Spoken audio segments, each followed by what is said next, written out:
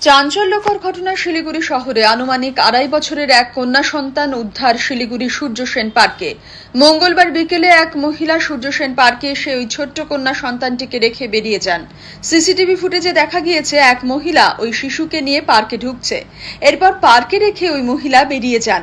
শিশুটি একা একা পার্কে ঘুরে বেড়াচ্ছিল। পার্কে থাকা অন্যান্য লোকজন শিশুটিকে উদ্ধার করে পার্ক কর্তৃপক্ষের হাতে তুলে দেন। এরপর খবর দেওয়া হয় শিলিগুড়ি থানার পানিট্যাঙ্কি আউটপোস্টে। খবর পেয়ে ছুটে আসে আউটপোস্টের পুলিশ। শিশুটিকে উদ্ধার করে নিয়ে যাওয়া হয় শিলিগুড়ি জেলা হাসপাতালে। মহিলাকে সিসিটিভি ফুটেজে চিহ্নিত করেছে পুলিশ। খোঁজ করা হচ্ছে ওই মহিলার। ছোট্ট কন্যা সন্তানটিকে ওই মহিলা কেন পার্কে রেখে চলে গেল তার তদন্ত শুরু করেছে শিলিগুড়ি থানার পানিট্যাঙ্কি আউটপোস্টের পুলিশ।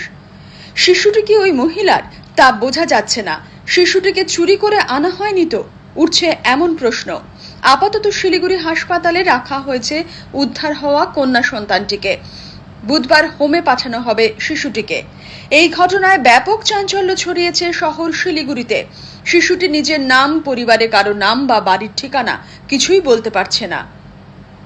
শিলিগুড়ি থেকে মোহন কর্মকার ও তানিয়া সরকারের রিপোর্ট, পাহাড়িয়া টাইমস।